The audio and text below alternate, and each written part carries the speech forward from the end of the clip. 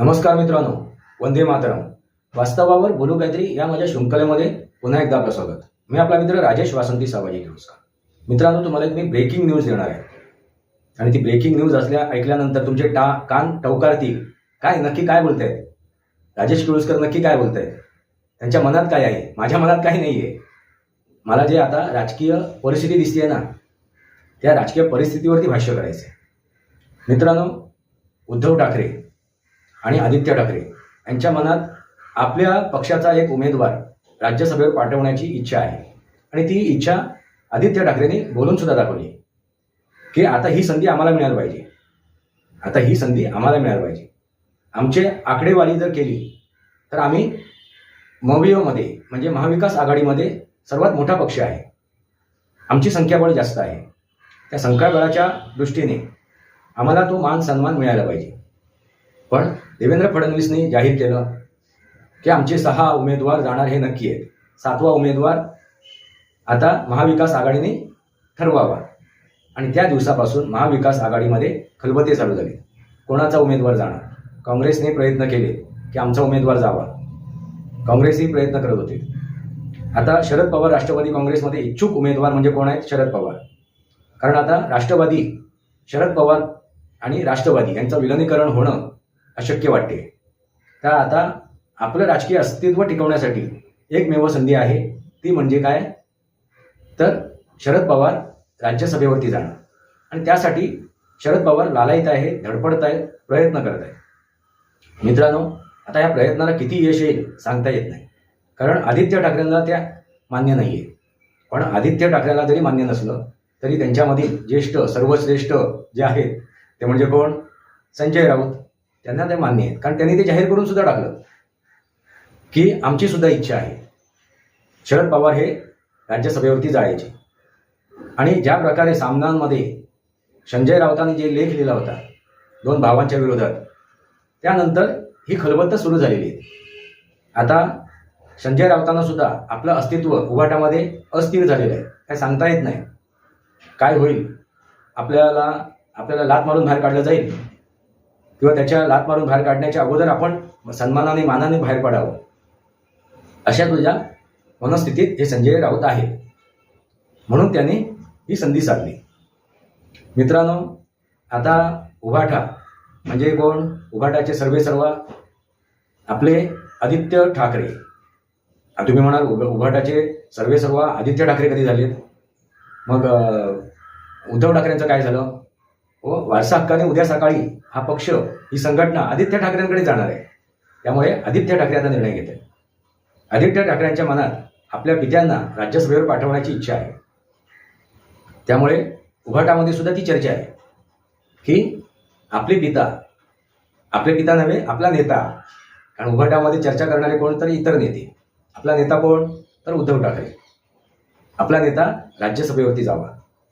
आणि मित्रांनो, तसं बघायला गेलं तर त्यांना ही संधी मिळणं आवश्यक आहे, कारण संख्याबळाने, आकडेवारीने त्या मविओमध्ये म्हणजे मविओमध्ये त्या महाविकास आघाडीमध्ये सर्वात मोठे पक्ष आहेत, ज्येष्ठ आहेत, ते कनिष्ठ नाही आहेत. पण जी काय त्यांच्यामध्ये धुसफूस चालू आहे आणि ज्या प्रकारे आता काँग्रेसने आपली उमेदवारी जाहीर न करता शरद पवारांना समर्थन केलं आहे. शरद पवारांना समर्थन करणारा कोण आहे महाविकास आघाडीमध्ये? काँग्रेस. आता उभाटाने समर्थन नाही केले. त्या पत्रकार परिषदेमध्ये उभाटाचा कोणीही कार्यकर्ता किंवा नेता कोणी नव्हता. याचा अर्थ समजून घ्या. तर उभाटाचा जर एखादा राज्यसभेवरती उमेदवार पाठवायचा ठरला तर त्यांना संख्याबळाची आवश्यकता असेल. आता संख्याबळ आणणार कुठून? सरळ साधी गोष्ट आहे मित्रांनो. 2 पक्षाचं विलिनीकरण म्हणजे राष्ट्रवादी आणि शरद पवार राष्ट्रवादी काँग्रेसचं नव्हे, तर शिवसेना आणि शिवसेना उभाटाचं विलिनीकरण. लक्षात आलं का? आता विलिनीकरण नाही झाले तरी चालेल, पण दोघांनी मिळून जर एकत्रित त्या 7व्या उमेदवाराला मतदान केलं तर 7वा उमेदवार उभाटाचा जाऊ शकतो. विलिनीकरण हे पुढे चला.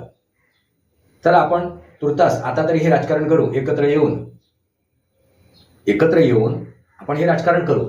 आणि काय करू की शिवसेनेचा, शेवटी जर उभाटा म्हटलं तरी त्या दोघांची विचारधारा पूर्वीची सारखीच आहे. बाळासाहेबांची विचारधारा आहे. बाळासाहेबांचे ते वारस आहेत सगळे, मग ते निर्णय घेऊ शकतात संख्याबळाने. मग आता शिवसेनेची संख्या आणि शिवसेना उभाटाची संख्या जर एकत्र केली तर आकडा किती होतो तुम्हाला माहितीच आहे. किती होतो जरा कमेंट बॉक्समध्ये मांडा. जर हा आकडा एकत्र आल्यानंतर, संख्याबळ एकत्र झाल्यानंतर कोणाच्या हातात निर्णय घेण्याची क्षमता येते? शिवसेनेच्या. आता शिवसेना कोणाची? तर मूळ शिवसेना एकनाथ शिंदे यांनी जर समर्थन केलं उभाठाला तर त्यांचा उमेदवार, 7वा उमेदवार केंद्रामध्ये जाऊ शकतो, राज्यसभेमध्ये जाऊ शकतो. तुम्ही म्हणाल की एकनाथ शिंदे हे त्यांच्यासाठी गद्दार आहे, 50 खोके खाणारे आहेत, ते त्यांचे कट्टर विरोधक आहे. मित्रांनो, राजकारणामध्ये कट्टर विरोधक किंवा कट्टर समर्थक असू शकत नाही आणि असंही नाही. 2019 मध्ये कट्टर विरोधक कोण? शिवसेनेचा कट्टर विरोधक तर राष्ट्रवादी आणि काँग्रेस हे दोन कट्टर विरोधक होते शिवसेनेचे, एकत्रित शिवसेनेचे. सर्वेसर्वा त्याचे उद्धव ठाकरे होते. पण अशा कट्टर विरोधकांबरोबर सुद्धा हे उद्धव ठाकरे गेलेत स्वतःचा मतलब साधण्यासाठी, स्वतःचा हित साधण्यासाठी, स्वतःचा स्वार्थ साधण्यासाठी. त्यामुळे स्वार्थी, मतलबी असे हे उद्धव ठाकरे वेळ आली तर शिंदेच्या सोबत जाऊ शकतात, शिंदेकडून समर्थन मागू शकतात. आणि तीच परिस्थिती आज आपल्याला दिसते. ते नमतं घेऊ शकतात. आणि शेवटी विचारधारा एकच आहे ना, बाळासाहेबांचे ते वारस आहेत सगळे जे शिवसैनिक आहेत. मग ते त्यांचे बाळासाहेबांचे चिरंजीव नातू असो किंवा कार्यकर्ते असो, नेते मंडळी असो, सर्व बाळासाहेबांचे समर्थक आहेत. ते येऊ शकतात एकत्र आणि ही संधी आहे त्यांना एकत्र येण्याची. आणि ते दाखवू शकतात की आम्ही सुद्धा विलनीकरण करू शकतो. जर शरद पवार हे विलनीकरणाची भाषा करू शकतात तर आम्ही सुद्धा विलनीकरण करू शकतो, आम्ही सुद्धा एकत्र येऊ शकतो किंवा एकमेकांचं समर्थन करू शकतो. विलनीकरण जरी नाही झालं, एकामध्ये दोन्ही पक्ष एकमेकांमध्ये विलनीकरण नाही झाले तरी एकत्र येऊन राजकारण करू शकतात, एकमेकांना समर्थन देऊ शकतात. ही साधी सरळ गोष्ट आहे मित्रांनो. आणि एकनाथ शिंदे एवढे कट्टर विरोधक नाही आहेत. जेवढा कट्टर विरोध या उद्धव ठाकरेंनी एकनाथ शिंदेंना केला तेवढा कट्टर विरोध एकनाथ शिंदेंनी उद्धव ठाकरेंना नाही केलेला आहे. खालच्या पातळीवर जाऊन त्यांनी त्याचं वक्तव्य नाही केलंय. म्हणून ती एक जमेची गोष्ट आहे की होऊ शकते. तुम्हाला काय वाटते? 7वा उमेदवार कोण असू शकतो? उभाट्याचा असू शकतो की राष्ट्रवादी, शरद पवार काँग्रेस म्हणजे शरद पवार असू शकतात? तुमच्या विचार, तुमचा निर्णय तुम्ही कमेंट बॉक्समध्ये लिहा. तुम्हाला काय वाटते? मी तुमच्यावर सोबतोय प्रश्न. पण मला जे दिसते राजकारण, त्या राजकारणानुसार उद्धव ठाकरे काही करू शकतात स्वतःच्या स्वार्थासाठी, स्वतःच्या मतलबासाठी, स्वतःच्या राजकीय भवितव्यासाठी. आणि उद्धव ठाकरे हे राज्यसभेवरती जाऊ शकतात, केंद्रामध्ये जाऊ शकतात. त्या संधीचा फायदा ते उचलू शकतात एकत्र येऊन. आणि संजय राऊतांच्या बुडावरती लात मारून त्यांची हकालपट्टी करू शकतात. कारण तीच परिस्थिती आज दिसते उभाटामध्ये. संजय राऊत जशा प्रकारे उभाटामध्ये राहून उभाटाचीच गद्दारी कशी करतायत, 50 खोके एकदम ओके कसे करतायत, हे उद्धव ठाकरेंना स्पष्ट दिसत असेल. आणि भारतीय जनता पार्टी युतीसोबत गेल्यानंतर उद्धव ठाकरेंना ती भीती उरणार नाही. म्हणजे ईडीची भीती उरणार नाही, सीबीआयची भीती उरणार नाही, आणखीन कसली भीती उरणार नाही. आणि मग त्यांचे जे आमदार आहेत आणि खासदार आहेत ते सुद्धा समर्थन करतील कोणाला? महायुतीला. युती आणि महायुती होईल ती. मग लक्षात आलं का? आता तिघे आहेत ते चौघे होऊ शकतात. साधी सरळ गोष्ट आहे. भले विलनीकरण नाही झालं तरी. कारण त्यांच्या लक्षात आलेलं आहे शरद पवार ही व्यक्ती स्वार्थी मतलबी आहेत. जसं आपण आहोत, उद्धव ठाकरेंच्या लक्षात आलं आहे जसं आपण स्वार्थी मतलबी आहोत तसे शरद पवार सुद्धा स्वार्थी मतलबी आहेत. तर आपला स्वार्थ काय आहे, आपला मतलब काय आहे, तो आता जोपासण्यासाठी हे उद्धव ठाकरे हा निर्णय घेऊ शकतात. तुम्हाला काय वाटते मित्रांनो? आपले विचार कमेंट बॉक्समध्ये मांडा. हे राजकीय समीकरण होऊ शकते का? हा निर्णय उद्धव ठाकरे घेऊ शकतात का? आता सर्वस्वी निर्णय घेण्याची संधी एक आलेली आहे उद्धव ठाकरेंकडे. ती संधी ते साधू शकतात का? मला तरी असं वाटते की या संधीचा फायदा उद्धव ठाकरे घेतील आणि बुडावरती लात मारतील. कोणाच्या? संजय राऊताच्या. कारण तीच परिस्थिती सध्या तरी दिसते. या वर्तमान काळात काळ, वेळ, परिस्थितीनुसार उद्धव ठाकरे हा निर्णय घेतील.